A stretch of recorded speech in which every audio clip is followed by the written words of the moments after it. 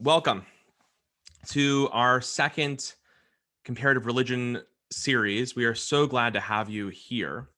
I am joined in this effort with an incredible committee at Temple Bethel, who's actually not just of people from our congregation, but actually an interfaith committee. And this year, we have really, in many years, in lots of different ways, we've partnered with MacMin, our interfaith partners here in Charlotte. And I am so thrilled that the executive director of MacMin of Mecklenburg Ministries, Reverend Ladane Pulaski, is not only with us, but also such an incredible partner. She joined MacMin in 2019. It has already made a absolute incredible shift within the organization, but also really helping to reach across Charlotte and the multi-faith network that we have in Charlotte. And particularly through the pandemic has been instrumental in helping our faith traditions and faith communities come together to support each other, to learn from each other, to support those in need in our community, and to help us find meaning in this moment. And so it is with great pleasure that I invite Reverend Pulaski, my partner, to help introduce our speakers this evening. Thank you. When Rabbi Knight called me about whether MacMin would want to co-sponsor these events, it was a complete no-brainer for us. We are grateful for Temple Bethel's great partnership with MacMin over the years. And I can tell you that I have heard about these classes for a long time and was super excited to be a part of them. When Rabbi Knight and I talked about doing introductions, we agreed we'd rather hear from people than about people. So I'm going to keep them pretty short. I'm guessing that most of you read the information we sent out ahead of time, so you know what degrees they have and all of that cool stuff. So I'm just going to kind of highlight one thing about each person that makes me really excited that they're here. Cody Sanders is a longtime personal friend. And he's the pastor of Old Cambridge Baptist Church in Cambridge, Massachusetts, and the American Baptist chaplain at Harvard University. He's an adjunct faculty member, and he's taught in multiple places. He's written numerous books. But when we started talking about this and thinking about when we realized we were going to be online, which meant that we could invite people from anywhere, Cody immediately came to my mind as somebody that I wanted to invite, because there's some people that you hear speak and you think, that's great. That's a great representation of everything I already think. And every time I hear Cody speak or every time I read something that he's written, what I think instead is, I have never thought of it that way before. So I'm super excited to introduce my friend Cody to you all tonight. I know he's going to be great. But I'm also really excited about our other two panelists as well. I have less interaction with them, but those interactions have been really great. So I just called Lindsay up last week because I didn't even know we had a Charlotte Center for Mindfulness until she was invited to be on this panel. And I was so excited and interested in that we set up a phone call. We talked last Wednesday. And she shared with me that she trained as a medical doctor and then went to study mindfulness-based stress reduction and was so utterly taken with it and how perfectly it fit with both her professional and her personal needs that she's really made that the focus of her work and finds that it nicely fills in a lot of gaps and things that we're missing in the American healthcare system. So, and the reason I'm really excited about her is like, after just kind of talking to her for about an hour, I felt better about the world. So I'm very pleased to have her tonight. And finally, Kim Honeycutt is with us. And Kim may be wondering what I'm about to say because she doesn't even know that I know her. But Kim is a psychotherapist and author. She's the founder of ICU Talks, a mental health speaking ministry, and the founder of Peer in Counseling Center. But the reason I knew that Kim would be great talking about this topic is that I listened to a webinar that she did for a local group called Brownicity that does a lot of anti-racism work. And she did a piece on the biological basis of racism and prejudice that was just incredible. And I do a lot of similar work, and I rewrote entire sections of my training based on what Kim shared, because it was just so powerful and so just um, so on target. I am amazingly excited about all three of them. So they're each going to speak for a little bit, and then we're hoping some time for some small group conversation and then some Q&A. So. And just a reminder that if you do have questions, to please put them, you can do ask in the chat box, ask me a question. And that we're collecting all those questions in a document for Reverend Pulaski and myself to help navigate the conversation a little later. So great. We're going to have Kim up first. Thank you. Well, thank y'all. I just got to thank you. First of all, a beautiful, beautiful introduction. And that just touches my heart to hear that the polyvagal talk about racism was effective and that it inspired you. So thank you. I thank all of y'all for not letting the pandemic stop us from spreading the message and God's love. So thank you for that tremendously. And I'm just honored. This is an esteemed panel. And I think we're doing this in order of intellect, like it's going to get smarter as we go. And so we're starting with me. So that's completely okay. And we're going to do this. And so I just want to talk to you about, as a psychotherapist, when I hear healing the mind, how we define healing and how we define mind is really important for us to get to a place of recovery and to have the true healing. And healing has to do with connection and learn how to safely reconnect.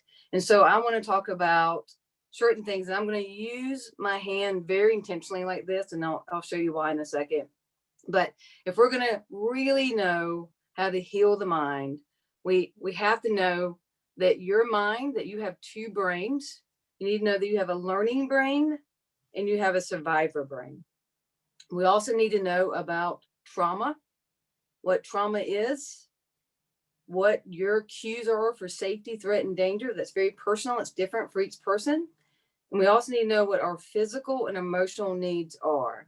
If we're able to know these things, learning brain, survivor, knowing your trauma, knowing your emotional needs, this connects to what we call this a self.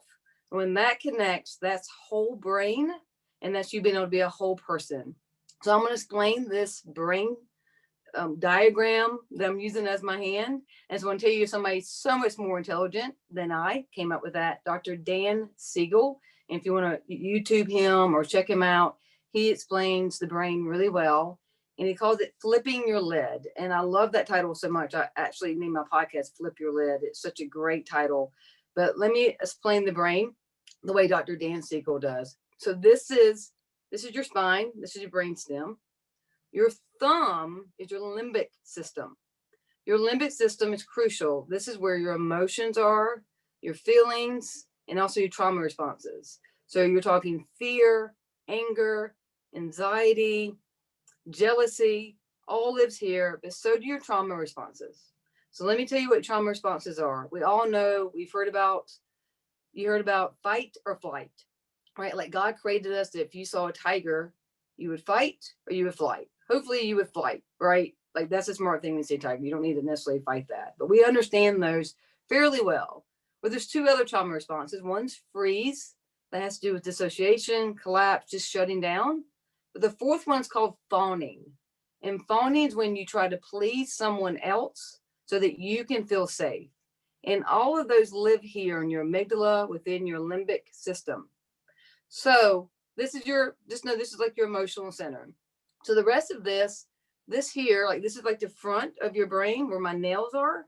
That's your prefrontal cortex. That's your executive function.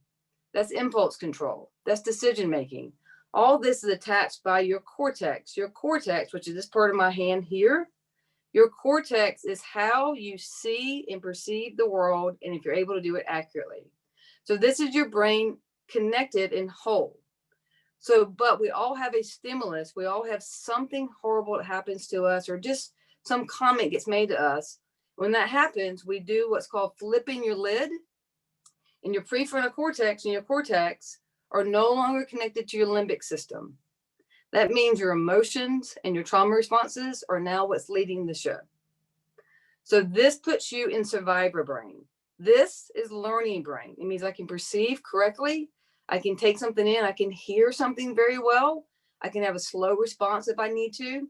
But if something happens, something brings up my trauma or a past wound, I will flip my lid. And now my prefrontal cortex, executive functioning, all the things that are going to help me process what's happening are no longer connected. And my emotions and trauma responses are completely exposed. This is your survivor brain. So the longer, when something happens or something traumatic happens, and trauma we're going to define as disconnection from self, disconnection from an important person.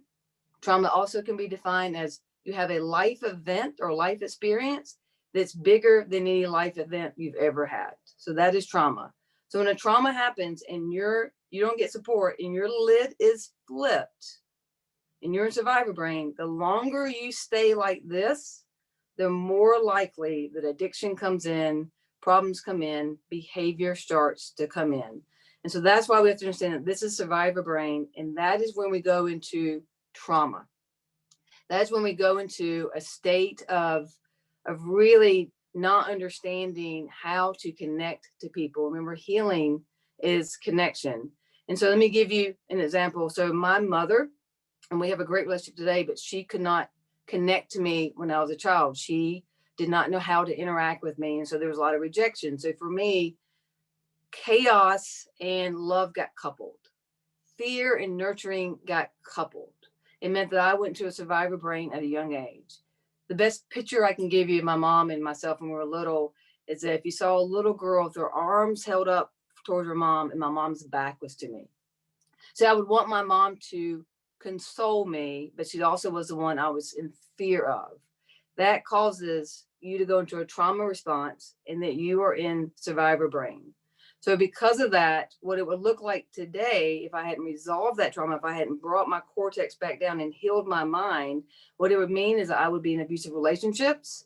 I would gravitate towards people who don't treat me well because I would be trying to recreate what happened to my mom and really hoping for a different ending. But when you have unresolved trauma, it means it recreates in our adult lives. And so if we're going to heal our brain, we really need to know what our trauma is and how to have tools around healing that type of trauma. So that goes into your trauma, goes into your core wounds, and that has to do with your core needs, right? So we know you got survivor brain, you know you got learner brain. We talked about trauma. Now we'll talk about the fact that you were born with physical needs and emotional needs. And so how you know what those are, if they aren't met, is how you handle situations. Are you able to stay in learner brain? Or do you go into survivor brain? So let me give you a horribly gender scripted, just stereotypical example. It's just an easy example. If 5 women separately went to a car dealership and they each had the same man who interacted with them about buying a car, and he just had horrific behavior and just did not treat them well. If I interviewed all 5 of them separately, they would all tell me 5 different reasons of why it happened. And their reasons would go back to their unmet emotional needs and their core wounds. One woman would say it's because she's unattractive. Another woman would say it's because she's not intelligent. Another woman would say because she's never been good enough. So how we react to situations show if our cortex and our prefrontal cortex is touching on limbic system, meaning our mind is whole, it's connected, or we get mistreated by a salesperson, we go into survivor brain, all of our emotions, all of our trauma are exposed, and then our reaction is that of a child or a teenager or somebody that's wounded. See, God made us to be connected, but we have to feel safe in order to do that. We have to know how to be safe in connection. So there's a part of your brain called the ventral vagal, and I call it the internal heaven. This is where you get to feel connected. This is where you experience oxytocin, and that's your cuddle chemical. It's your love drug. And so really, if we're going to heal our mind, we really do have to have an understanding what flips our lid, what causes us to go into our core wound, what core needs that really need to be met. And core needs are like, I need to feel safe. I need to feel seen. I need to feel respected. What things are unmet that are causing us to stay wounded and we aren't able to heal our mind or have the behavior we want to have. So here's the deal. What we do not release, we will recycle. So we'll keep having the same problems, same discussions, same type people in our lives that won't let us actually be in our healing process. So if we're going to learn how to get in ventral vagal, that place of connection, internal heaven, there's two things we got to learn to do. One, you got to learn how to regulate your emotions and your life experiences. So here are some examples of how to do that. And this goes into polyvagal theory, what we talked about a little bit earlier. Here's some things you can do. Put cold water on your face. Check your breathing. Really do deep breathing. Humming, dancing, singing are all things that can get your body regulated and get you back in the ventral vagal, a place of connection, which is a place of being able to feel healed. Now, we can't always do that on our own, and we're not meant to be in this world alone. And so it's also important that you have a co-regulator, that you have someone who can help you co-regulate when there is a threat, when you do feel some type of emotional danger or physical danger. So your co-regulator is somebody that gets you, who understands you. It's crucial to have. It's that person who's going to encourage you and just be a person of empathy and compassion for you. So we're able to do that, and you can know that you have a learner brain, and that's where we're going to be, to have a good conversation and connect with people. You have a survivor brain, and it's going to happen. And to understand that, we got to know, what's my trauma? What are my triggers? What are my cues for safety, threat, and danger that puts me in survivor brain? Knowing what's my emotional need that needs to be met in order for me to feel a sense of self. So if this is self and we have an understanding of these things, then there's a healing of our mind, and we're able to feel connected and be curious towards each other and be connected. And really, that's one of the best ways to learn how to regulate your own emotional life experiences, and also learn how to have a co-regulator, somebody who can help you balance all the stuff that we're going through these days. And so that is just a quick synopsis of being able to know how to flip your lid and then bring yourself back together so that you can heal your own mind. I really appreciate y'all listening to me and let me be a part of this tonight.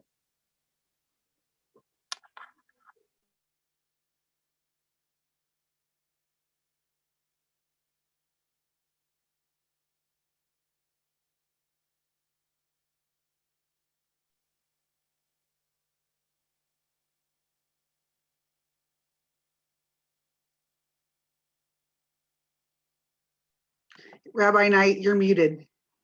I'm still muted. Ridiculous. Thank you so much. I really appreciate that. We're going to move over to Reverend Sanders, and then just as a reminder to everyone, of course, you can ask a question, and we're looking at this from a perspective also of this last year, of the trauma and tragedy of this last year, and so of course, as we come back to this in the conversation, in the panel conversation, we'll be exploring all of this as well. Reverend Sanders, we are so thrilled to have you here. Thank you, and if you'll go next. Thank you. Thanks for having me here. Yeah, this is a very interesting question to be posed for this panel. I want to give you a little bit about my context so you understand where this focus that I've chosen tonight is coming from. I serve a very peace and justice oriented progressive Baptist church in Harvard Square. And you may have missed the fact that I am actually not from here. I'm from South Carolina, right between Greenville and Spartanburg, a little town called Duncan. So you can imagine, growing up in a Baptist context in the South. I came into my ministerial role thinking the Bible is a kind of important document for us and for a congregation. So in the midst of this pandemic, there are a couple of convergences with the Bible as a source of healing that I wanted to draw upon. My congregation is a very environmentally and climate justice oriented church, very activist church. But during the pandemic, when we couldn't be in one another's presence and there wasn't a lot of kind of on the ground activist work going on in group settings, we began to experiment with relationality a bit differently. And this took shape through some ways that I began preaching the biblical text and some ways that I began encouraging the congregation to develop their relationality when we could not be in one another's presence. So in the midst of this year that we've spent apart, we began experimenting with ways of helping the congregation to form and develop relationships with the more than human world. I use that term more than human rather than non-human because non-human makes it sound like something lesser than human. More than human meaning animals, plants, trees, aspects of the landscape, bodies of water, mountains, etc. And the congregation really began forming relationships with aspects of the more than human world around them that were sustaining relationships when we could not be in one another's presence during the pandemic. And then I began focusing a lot of my readings of the biblical text on Sunday morning on helping the congregation to see the more than human world in the text, aspects of the landscape, the topography, animals that show up in the biblical text as major actors in the biblical narrative. For example, this last week we started a series on the Gospel of Mark. And in the very first chapter in Mark's Gospel, Mark is foregrounding aspects of the topography. Jesus goes out into the wilderness to be baptized. And then as if to emphasize the importance of the wilderness even more, Mark says that Jesus is driven into the wilderness by the Spirit, even though he's already in the wilderness, where he is with the wild beasts and angels. So there are ways in which we have often missed the role that the more than human world plays in the biblical text. And we've certainly downplayed our relationship with the more than human world in our current context. And I really appreciated what Kim said about the nature of needing to figure out what is healing, and part of figuring out what healing means is to figure out what's broken, what's harming someone, what's causing someone to experience pain, trauma, or lack of connection. I really appreciated that way of Kim framing healing about being related to connection. And that is, to me, what this is about when we turn to the question of healing. And I wanted to just give you sort of a brief synopsis of what I see as major factors and what is wrong in the background of this question of what needs healing. This has to do with the past year, but it also has to do with the context of a human community that is consistently and persistently degrading the more than human world. And there are a lot of things I think that are behind this that we don't necessarily relate to that, but I think we name all of these things as harmful in various ways. So let me just try to tease out how these are related to this particular question. One of them is whiteness, and by that I don't just mean race. I mean particular ways of being in the world, feeling toward the world, and seeing the world. This is, as Kelly Brown Douglas wrote about. It comes with a stand your ground logic, very rooted in property. It comes with hierarchies of value and worth that are not only applied to human beings, but also are applied to the more than human world. Western Eurocentric philosophical views of this great chain of being with humans at the top and the more than human world, although in that hierarchy it's a less than human world beneath. And those become resources rather than relationships.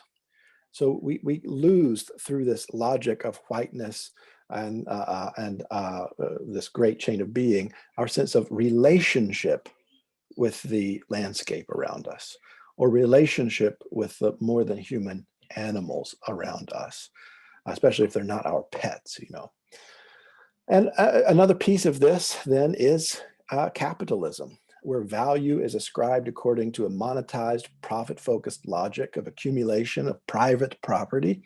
The world becomes a commodity. The earth becomes a resource to be used up by wealthy human beings. So, when we think about what is making us ill, we need to name things like whiteness and capitalism and coloniality with a logic of violation and exploitation of others, both human beings and the more than human world. And this has relationships too to patriarchy, where if you kind of look at the logic of patriarchy, the male is identified with mind and culture and thought. The female is related to the devalued body or nature or feeling. This has to do with heteronormativity and genderism, with binary logics of male and female and gay and straight that map onto patterns of domination and assumptions about identity. And ultimately, this sort of comes down to this description of the picture of what is making us sick as human supremacy or human exceptionalism. We care for other than human or more than human beings only as much as they serve our human well-being for the accumulation of capital. And we have a right to own these resources rather than to be in relationship to these more than human beings. So part of the larger picture here is this dominant cultural assumption. These dominant cultural assumptions that I've named here affect how we perceive and know the world, how we relate to others, how we understand ourself and what it means to be a self, as Kim was getting us to think about, as well as how we practice care for ourselves and for others. So what the pandemic did in the life of my congregation is help us to reorient our questions of relationship. To whom are we connected and how? And what do those relationships mean? We reoriented those away from our human to human connection because we weren't together anymore in the same room. We were together on Zoom. And actually, it's been a really incredible time of building human relationships through Zoom that I never would have expected. But being bodily separated from our human companions helped us to develop relationships with the more than human world around us, and to start paying attention to the voices of the landscape and of the bodies of water that we relate to here, the Charles River, right down the street from my church. And then we began, really trying to see how we were missing something important about the gospel, the good news, when we weren't listening to the voices of the landscape and the more than human world in the biblical text. That some of the biblical writers, like Mark that I mentioned earlier, goes out of his way to get us to pay attention to. And we typically read over those texts as if they're just sort of the backdrop to the human drama. But even in the biblical text, and especially in the biblical text, perhaps, the more than human world speaks the language of good news, and being able to hear that and relate differently to the more than human world is, to my mind, a really important aspect of what it means to heal relationships, to heal our bodies that have been as commodified and objectified as we often commodify and objectify the other than human bodies around us, and puts us back into right relationship, not only with one another as human beings, but with the larger ecospheres in which we are connected to. And importantly, I think for a congregation like the one I serve, it puts us into better relationship with the divine that can be seen and heard and experienced and felt in the more than human world.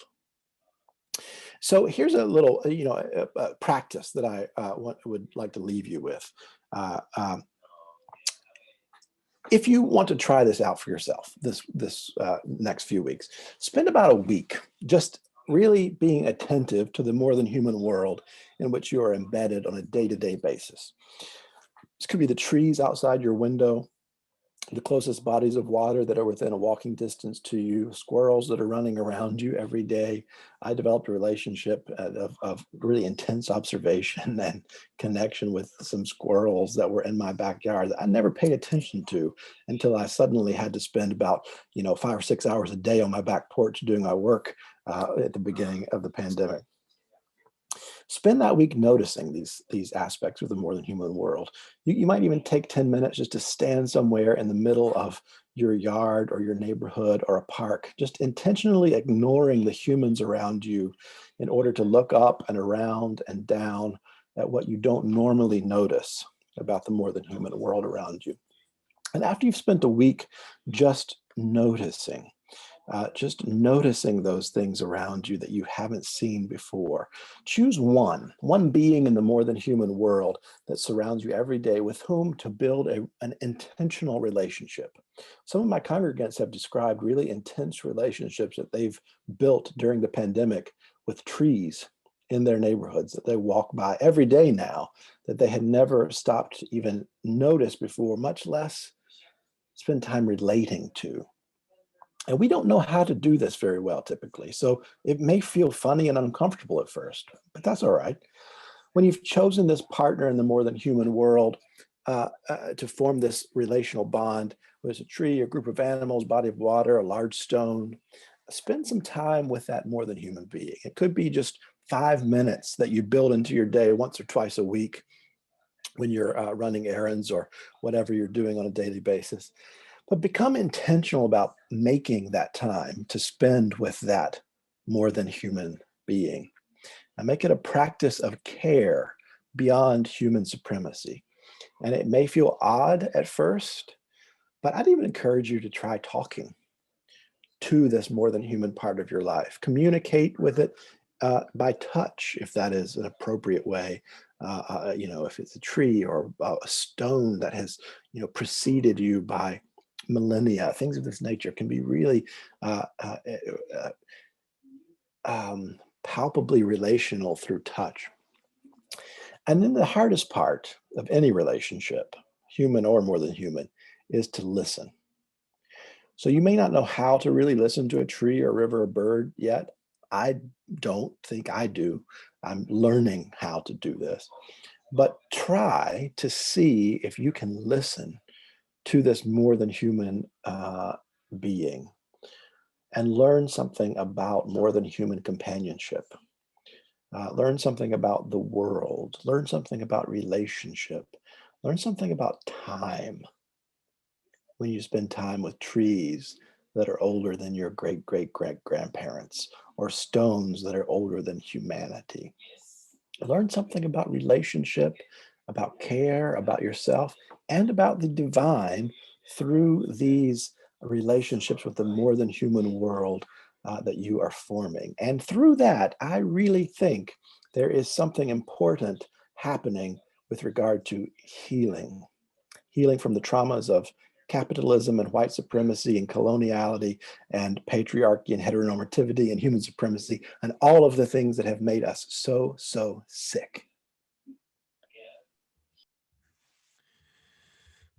Thank you, Reverend Sanders. I really appreciate it. It reminded me a lot of Thoreau, actually, and which is, I know, in your neck, literally your neck of the woods is maybe a appropriate way of saying that. So thank you. We're going to move forward to Lindsay Bridges, and then we'll have an opportunity to have a small group conversation. So Lindsay, if you'll be next. Thank you. Thank you. I love speaking after all the things that I've just heard. And it's amazing how a little bit of different angles are all kind of pointing at the same place.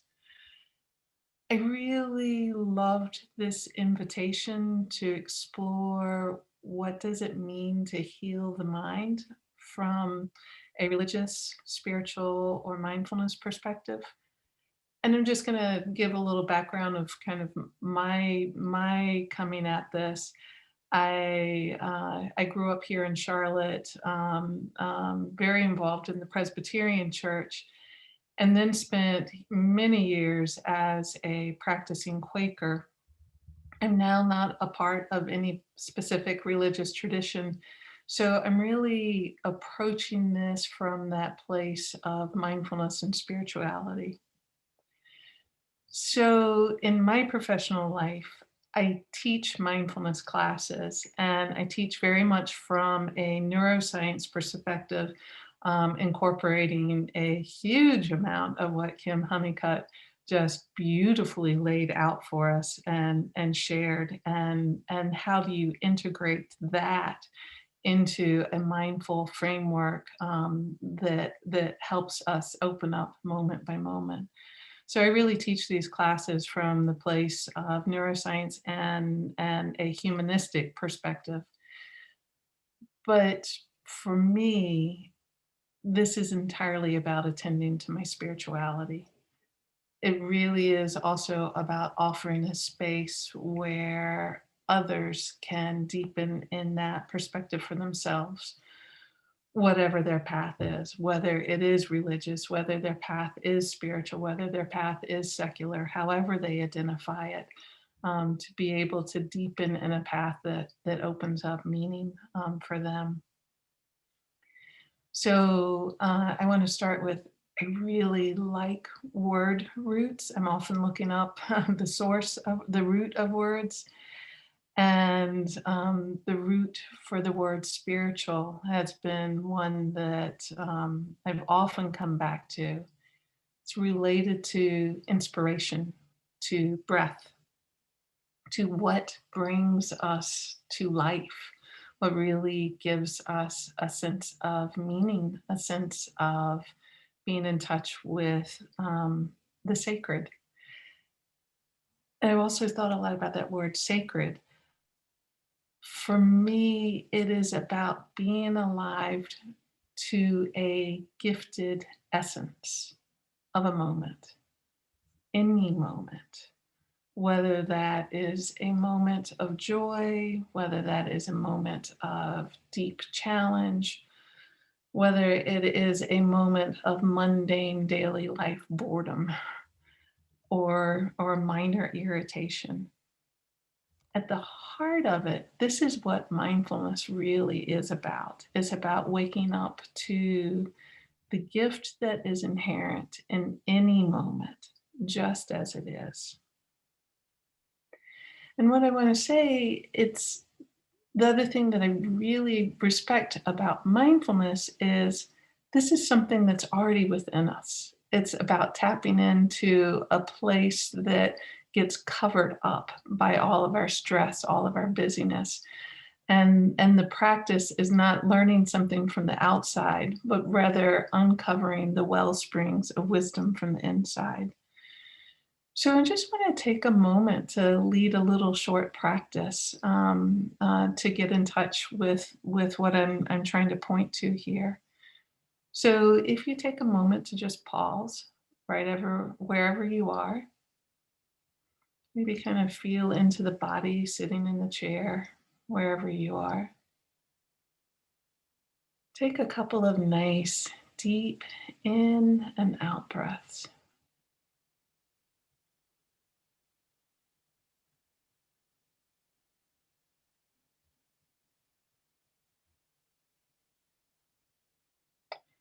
I'm going to invite you to bring to mind a moment when you felt alive, a moment where you really felt connected in some sort of ineffable way that mattered. You don't need to kind of think of the perfect situation. Just drop the question in and see what arises. Maybe it is a moment of being in touch with the non-human. A bird flying by, a squirrel. I liked that one. Recent sunset. Maybe what comes up for you is something that was a really deeply life impactful moment. The birth of a child. The moment of seeing a loved one come home.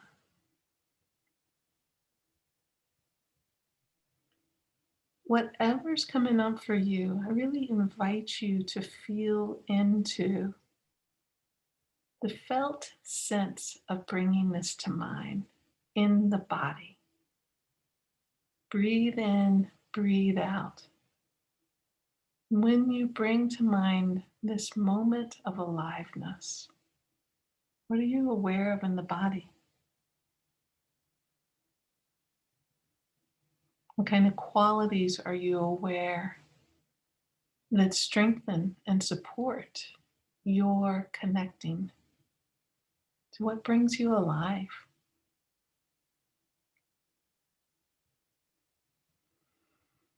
Just take another breath in, another breath out, and then we'll switch it.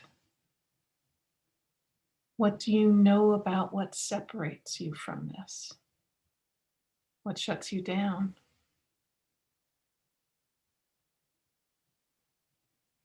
And when you feel into that, what's that like in the body?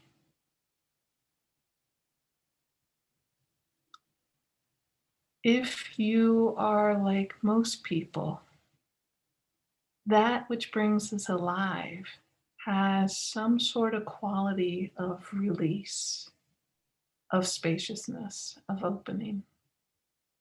That which shuts us down is the contraction, really essentially of that survival system that Kim was mentioning. So these are really beautiful questions, useful questions to consider if we are hungry for healing in our life. What brings us alive and what shuts us down? I would say that most people are able to identify moments in their life where they know they were awake and had that quality of something different unfolding in that moment. And they're able to identify probably a lot more easily, most of us can, of when we're shut down, when we're constricted, when we're in that reactive go, busy mode, whatever it is. What's interesting is that for most of us, even though we know these two different states of mind, it's much harder for us, particularly in the midst of very busy, stressful lives, to really know how to reliably support ourselves moving into from one direction to the other, to really support ourselves with staying in touch with that essence that makes life rich, that really opens us up to healing, connection, well-being. And this is what I love about mindfulness, that there are very practical, teachable skills that help carry us into this direction of healing. Really about a training of learning to open the mind heart in the direction of healing. So I'm going to share just a little bit about what I mean by the word mindfulness. Is shared everywhere these days. And so I use it in a very specific way. One, I gotta say, I don't really even like the word. It suggests being up in the head and thinking about things. It really takes us away from the body, away from the heart in a lot of ways. A much better word to me would be mind heartfulness, heartful mindfulness, something that really honors the wisdom qualities that we need to attend to in a moment and the heart qualities that are so important. So I think of mindfulness as a way of non-judgmentally paying attention to whatever is arising in my head, in my thoughts, in my body, in my emotions, and what's happening in the world around me. And learn how to open to feeling into all of this with a particular kind of wisdom and kindness. There is a sort of spacious openness, a natural wisdom and kindness that we begin to learn to access, that's already here within us and always available to us. When we can learn to drop into that inherent wisdom that much more natural, heart-strengthened intelligence. That's when I am able to be responsive to myself, responsive to the world in a way that feels right, in a way that really feels like it matters, in a way that's useful. So that sounds like a lot, but what's very hopeful to me about mindfulness more than anything is that there are these practices which are teachable, which are learnable, and which are on the surface actually very simple. Watch the breath move in and out. Take a breath right now. Breathe in,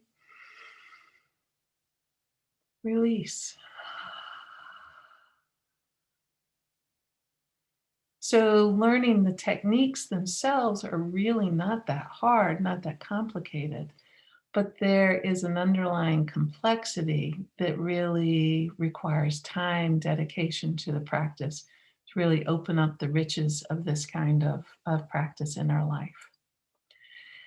I want to just say, for me, learning mindfulness has been kind of like somebody finally giving me the training manual to live in this body in a way that's been profoundly useful. And one of the things that I really have tremendous gratitude for are the insights of neuroscience, are all of the things that Kim spelled out so beautifully about the survival part of our mind, how it gets triggered in trauma, and how it also gets triggered in those little teeny moments of life irritation. And how we learned how we can have this possibility of standing in an integrated way with all that's going on with that. So I want to share one last word, root of a word, and that's healing. The root for the word healing is wholeness. Ultimately, to me, this path of mindfulness, whatever name you choose to call it, not owned by any particular system, philosophy, it's just a human innate quality of being able to come back to the strong heart, the clear mind that can relate in a different way. So ultimately, this path to me is about a path back to our wholeness.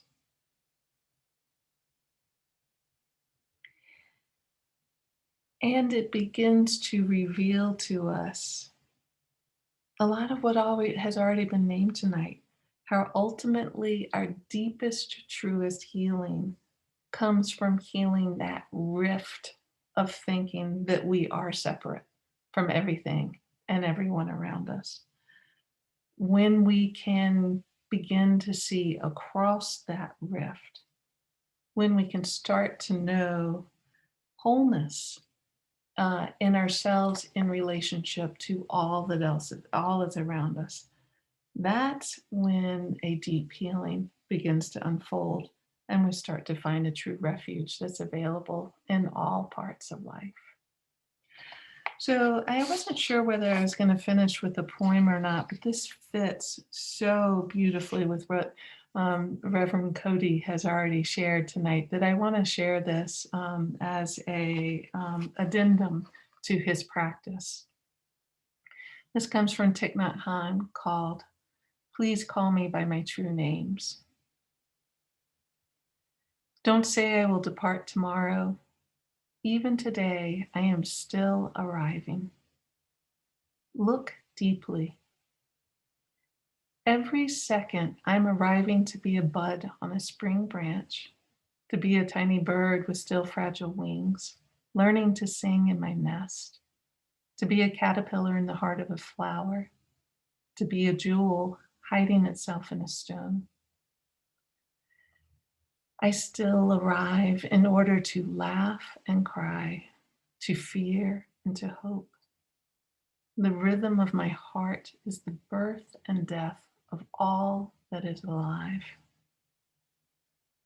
I am a mayfly metamorphosing on the surface of the river. And I am the bird that swoops down to swallow the mayfly. I'm a frog swimming happily in the clear water of a pond, and I am the grass snake that silently feeds itself on the frog. I am the child in Uganda, all skin and bones, my legs as thin as bamboo sticks. And I am the arms merchant, selling deadly weapons to Uganda. I am the 12-year-old girl refugee on a small boat who throws herself into the ocean after being raped by a sea pirate. And I am also the pirate, my heart not yet capable of seeing and loving. I am a member of the Politburo with plenty of power in my hands, and I am the man who has to pay his debt of blood to my people, dying slowly in a forced labor camp. My joy is like spring, so warm it makes flowers bloom all over the earth. My pain is like a river of tears, so vast it fills the 4 oceans. Please call me by my true names, so I can hear all my cries and laughter at once, so I can see that my joy and pain are one. Please call me by my true name so I can wake up and the door of my heart could be left open, the door of compassion. Thank you. Thank you. So we're going to invite everyone to participate in a relational moment. To break up, we're going to break up into very small breakout rooms of about 4 or 5 people in each room. And as we do, invite you to introduce yourself. I have a puppy who's speaking loudly right now to me, and that she really wants a bone or something. So I apologize if you hear some crying as well. But you what we're going to do is break out into small groups, about 4 or 5 people in a group, and just to sort of ask a question, which is, what questions emerged for you? And when you come back, to just ask those questions, to ask me a question on the chat box, and you'll see, if you press the chat and you can say ask me a question, you'll see that possible, and just ask a question. So take 4 or 5 minutes just to introduce yourself to other people, to join a chat room, and then to come back and be able to ask some questions, and then we'll continue in a conversation. So please join the. Welcome back, everyone. We're going to take an opportunity to have a conversation with our panelists today as we explore this notion of healing of the mind, and really thinking about what has happened to all of us in this last year. And we're going to spotlight, I think, multiple people to make sure that we can have the sort of panel conversation as well. So we're going to move forward with the spotlighting. We're getting that done. And then thank you, Natalie. Much appreciated. Perfect. All right. Well, thank you so much for joining. If you have any questions from your group, please go ahead and ask the question to ask me a question, and then we will continue to have an opportunity to just converse.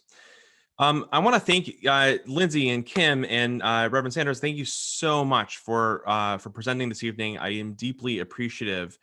You know, one of the conversations that we had after last week was really about the sense of isolation, and some people even feeling ashamed with their feelings of being depleted at this moment. You know, terms like pandemic fatigue and pandemic burnout have been floating around. And it's sometimes it's a common metaphor for a battery sort of running out. On the one hand, I'll say this for myself as a parent, like, I don't have a moment for my battery to run out, right? Like, none of it, like, so, that's not necessarily possible to have your battery just run out and not be able to be, still have to make lunches and still have to, do school and still have to do all these different things. So some people have also likened that burnout to sort of a bank account, and sort of saying that we're sort of drawing upon overdrawing, overdrafting our bank account of energy reserves. So part of the question that sort of emerged is sort of how do we deal with the overdraw, the dipping into our emotional reserves? How do we move back towards wholeness in that sense of feeling potentially depleted and or ashamed or isolated in this moment? And anyone want to take that stab at that one first? Not all at once, though. Definitely. Well, I'll speak up. Great, Kim. Thank Obviously, you. so one is so much of what Lindsay said. It's really about self and Reverend Sanders as well. It's really about self-observation without judgment and knowing where you are and finding what works for you. Know yourself well enough, because for some people they can meditate and they can visualize their pain going to the bottom of the cross or the pain going in the ocean and washing away. I'm personally going to do something physical. Right. Like I suggested people to write, like I'm a runner. So I write COVID on the bottom of one shoe and 19 on the bottom of the other shoe. And I'm going to run and hit really, really hard until it wears off. Right. So we have to find what works for us. Some people it's very quiet and it's very centered, it's meditative. And other of us, like we need to go to a rage room. We need to twist a tile. We need to scribble really, really hard on a piece of paper to get the energy back up so we can get back in a fight mode. Because we're going down in the dorsal vagal, we're going into a collapse, a shutdown, and we got to fight our way back up to a place of connection. And so we got to know ourselves well enough to know, is it an active thing or is that something that's a bit more, as Lindsay talked about, is more meditative? Or as Reverend talked about looking at squirrels. You can call him Cody, just FYI. All right, Cody. Yeah, FYI. that would Your be name great. is now Cody FYI. What she just named you. So. I would like to say one of the misconceptions I think that happens with mindfulness is that it is all this quiet meditative state. And I would say, I just love the way Kim said, you got to find what works for your body. And that to me is the essence of mindfulness. That to me is that essence of really listening here and not having this idea of what it should look like, but knowing what nourishes, what supports this. The other thing I would say is it doesn't happen all at once. We can get an idea of what practices might be helpful, but if we really want them to be useful for us, we got to practice them long term to make them really serve our life. I like, mindfulness has become such the pop fad thing. When we used to read magazines, you would see like the little blurb of your 5 minute mindfulness trick to saving your life. And if it were that easy to just read the little blurb and practice 5 minutes a day, there wouldn't be any problems in the whole world. So yes, it's a simple concept in a lot of ways. Find out what's nourishing and nurturing the body, the mind, and the heart, and doing it, but learning how to do that long term and coming back again and again and again.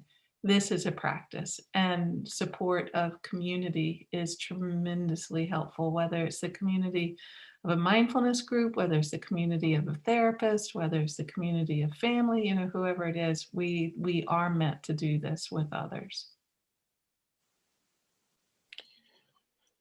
Yeah, so I'll add to that, hopefully something that could be helpful. I think there are a couple of ways of thinking about this. Like I think about people who are parents working full-time jobs, now homeschooling their kids and working full-time jobs in their homes and things like that. And I think, how could you not be exhausted?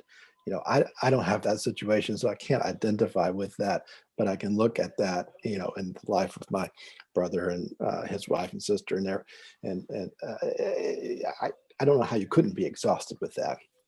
But then there's this other layer that is, I think, really palpable right now, not only in the midst of the pandemic, but in the midst of the political turmoil that we've just been through, seeing an insurrection occur in real time, and the constant threat that climate change poses, and all of these things, I think, trigger the sort of what Kim talked about earlier, the neurological pathways of fear and sadness and anger. And early on in the pandemic, I talked with my congregation a lot about these emotions of fear and sadness and anger as apocalyptic emotions, emotions that we experience when the world as we know it is coming apart. And when we feel like the things in our wider world of concern are put in danger, of course we feel fear. And left unattended, that can lead to helplessness and apathy and immobilization, isolation. When important parts of our world feel like they're being irreparably damaged, we feel sadness. That left unattended can lead to despair and loss of meaning and fatigue. All these kinds of things we're pointing to with this notion of pandemic fatigue, I think. And of course, anger. And one of the things that I think is helpful, aside from just addressing those emotions and understanding the losses and the damages and the threats behind them, are cultivating emotions that do something different, like gratitude, being able to attend to the gifts in our lives in the midst of all of the really difficult things, grief, intentionally mourning and lamenting what is being lost and the world that we thought we lived in slipping away from us. And really importantly, I think, especially for talking about spirituality and religion, is cultivating the emotion of wonder. Mm. How we evoke a sense of awe and curiosity and deep interest for us personally, but for the congregations and communities we serve. Cultivating wonder should be at the center of what we're trying to do as spiritual, religious, ethical people, because wonder opens us up to the world around us, whereas fear, anger, and sadness, if they're left unattended, they're very helpful at the beginning. Left unattended, though, they draw us into ourselves and away from others. Wonder, grief, gratitude opens us out to others and puts us into relationship with others. Thank you. Reverend Pulaski, you want to ask the next question? Sure. So there's some conversation going on in the chat that I think we might pull up on, and in some ways it's the flip side of like. So one of the questions is like, how can we have more fun at this time?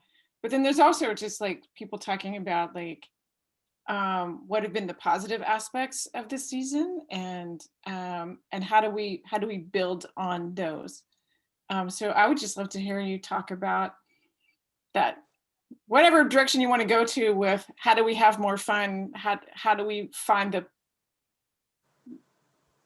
not denying the sadness and the anger and the grief, which are real, but how do we nonetheless find the opportunities that are here that maybe we didn't have last February?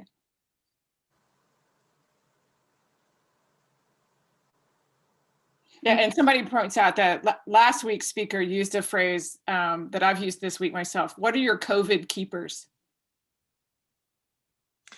As in the I things got that you it. want to keep, that you discovered during COVID that you're going to keep with you as part of building that resilience. This might feel a little bit odd to share from, but I recently learned a Star Trek quote that has just deep meaning. And it is, because survival is insufficient.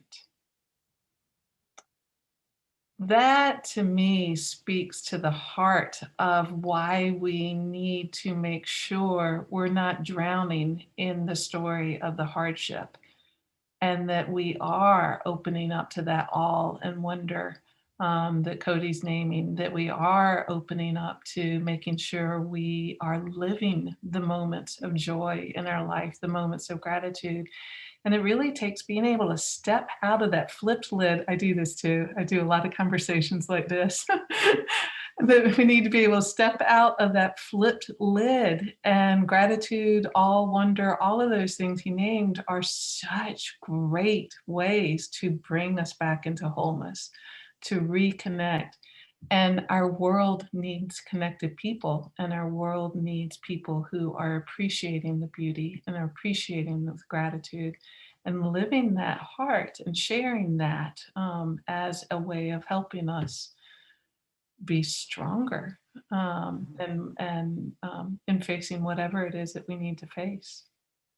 Because survival is insufficient. It's good. Do you think that there is something endemic to our culture in the United States that makes us feel hesitant to say that we aren't doing well?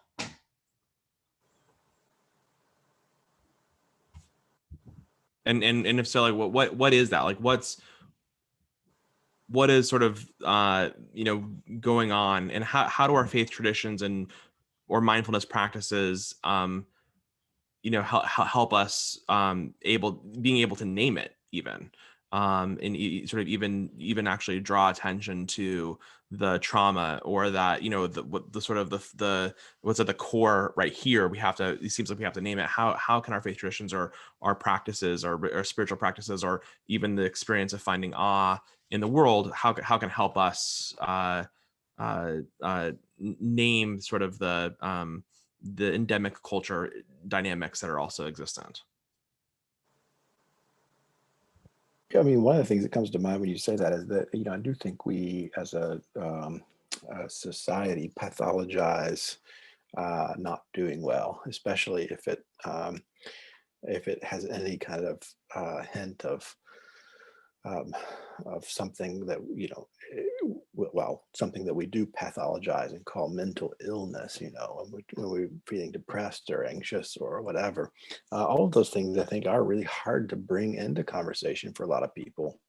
And one of the practices that I think a lot of churches are really good at, one that's really central to the life of my congregation's spiritual life, is our time of communal prayer, where people sit with one another in a communal space. Now it's on Zoom, but usually it's in our sanctuary, and we name the ways we aren't doing well. We name them as prayers, but it is a way of bringing into sacred speech with a community the ways you aren't doing well, and the ways you need help, and the ways you need support. And certainly when we pray, we're saying that we need support and help that transcends human community in some way. But we also are saying we need this community to hear this and to do something in relation to it with us. Just thinking about, I'm a recovered alcoholic, and how things have changed so much for 12-step programs. People being able to have the support. It's not the same on Zoom, or being in a meeting and sitting beside somebody and being able to hug somebody, but the creativity that has come out during this time for people to still connect and support each other. And when we are creative, we are connected to our Creator. And so I think a lot of beautiful things have come out of this. So there are several different questions that have come up around relationship. And so there was one about, Kim, you mentioned co-regulation, and how do we deal with it being, how do you deal with it if your relationship is suffering because of that? But then there are also just some other questions around relationships. And like one person was like, this all sounds like a lot of work. What if the people around me aren't interested? So I guess maybe just talk about, it's one thing to choose for yourself. I'm mindfulness and regulation and the more than human world. What about those people around us who may not be assisting us in the ways that we would like for them to? Mm-hmm. Mm-hmm. Yes, for someone to co-regulate with you, and that is a biological imperative. Like, it has to be a safe person, and it has to be like, really, the more work we do on ourselves, the more people around us don't have to do work, but also the more we're aware that they haven't done work. And so it is an interesting position to be in, but your true co-regulator, that person is somebody that can sit with you and hold your hand and give you empathy. And it's not meant to add, it has to be safe. There has to be safety in the connection for it truly be co-regulation. If somebody's not safe for you, that is not co-regulation in the biological imperative way that's meant to be. in Judaism, one of the things that we have found, there's been plenty of dark periods and episodes in our past, and humor has been a way to sort of help help us through those dark times. And so I was just interested in, like, what is the role of, this is a question also emerged. What's the role of humor, of finding light and lightheartedness in this moment as well? And how do we cultivate that sense of humor, or what is helpful for us in that? I would go back to my Star Trek quote because survival is insufficient. We need that way, and also go back to the hand. We need that way of coming out of the tunnel vision of the amygdala, of the survival center. And humor and lightness and joy and gratitude and all of those are ways to kind of take us out of breaking the trance of problem only thinking and widening the horizon. And I will say some of the not the most mindful people in that way that the stereotype is of I've got it all together and I'm all perfect and mindful. Not that way, but some of the most mindful people I know who are like really living moment to moment of experiencing the body, heart, and mind as it really is are delightful. A lot of people will talk about the Dalai Lama having just like this joy about him. I spent time and was very fortunate, spent time with Mother Teresa. And I expected her to be somebody with the weight of the world on her, and was just stunned to see that she had this like laughter that would take over the entire room. I think it's really, really important because survival is insufficient.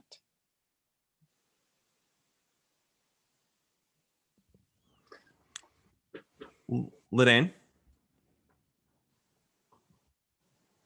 There's a question for you. Like, what would the pandemic be called in Yiddish humor? I have to really think about that. I mean, there's a lot. I don't know, but I don't know if I don't know the answer.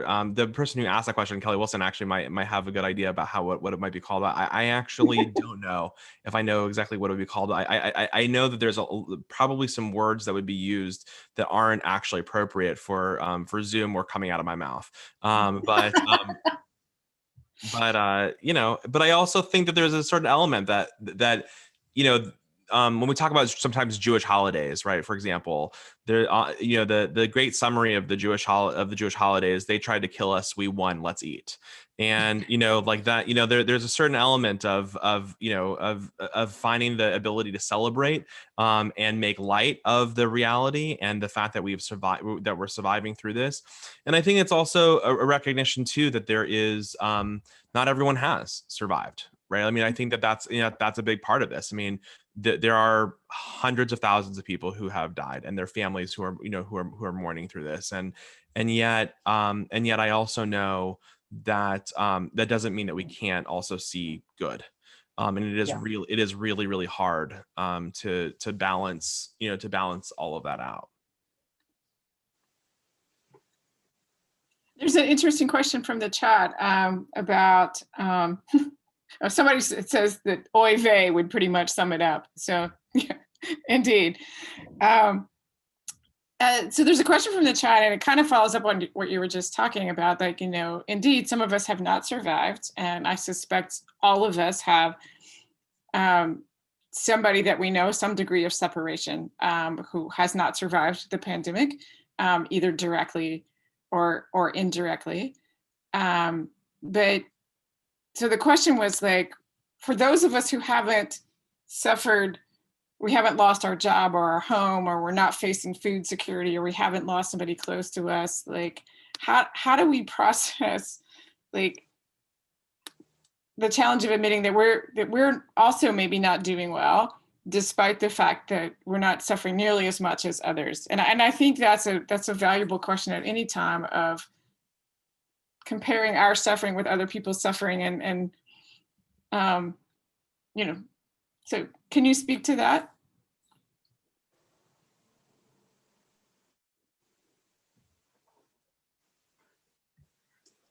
I can. To continue the theme of pop culture references, I read a People magazine article not so long ago about Michael J. Fox and how he meets Parkinson's, his journey with Parkinson's. Beautiful, beautiful article.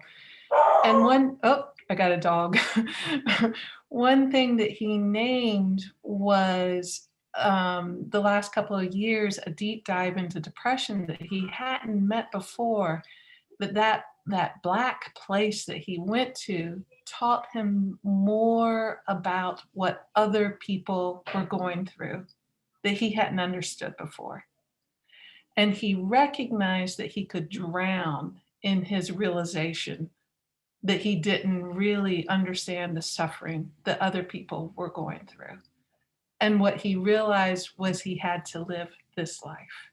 He had to keep his heart open to knowing that there was this unfathomable level of pain and suffering in the world. And he had to live this life. Mm-hmm. And in this life, this is what he was meeting and dealing with and doing it with heart.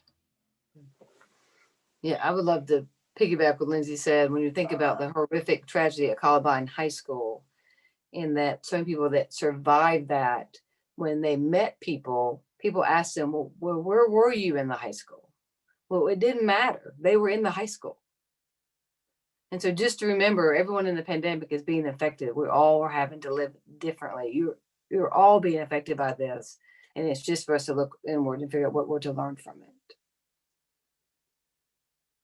The only thing I would add to that is just that, the ways that I'm trying to be very attentive to language, because I think language constructs our sense of reality in so many ways. And one of the ways of doing that, I think, is at least I try never to say, we're living through the pandemic. I say we're living and dying through the pandemic, because that is the truth of the experience of the community. And, I've noticed this pattern of kind of cutting the dead out of our communities linguistically when we don't really mean it in other ways. I've heard people talk about the turmoil of the 60s and they say, well, we survived that. We can survive this. And I always try to say, you survived that, but not everybody survived that. Or gay people who lived through the AIDS crisis. A lot of my older, gay friends who lived through the late 80s and 90s, and they say, well, we survived that, so we can survive this. And I say, well, yeah, but not everybody survived that. So there is something, related to this question of healing through connection and relationship that makes me curious about how we maintain relationships with our dead.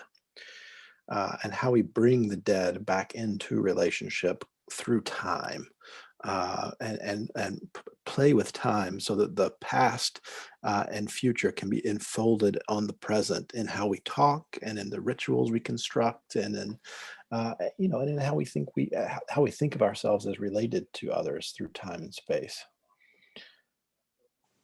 So, Kelly, thank you so much. I mean, so one of those comments that just actually was posted was talking about, individual responsibility, communal responsibility, and individual experience. And the truth of the matter is that, part of this work that I think that we've been thinking about, what the three of you really brought up, is that for us is that we can talk about the communal responsibility, but it also begins with each one of us, right? It begins with that work that we do within ourselves, and then in building out in our relationship with others, and in that sense of our response in our relationship with community, in our relationship with how that community has a sense of responsibility to the greater world.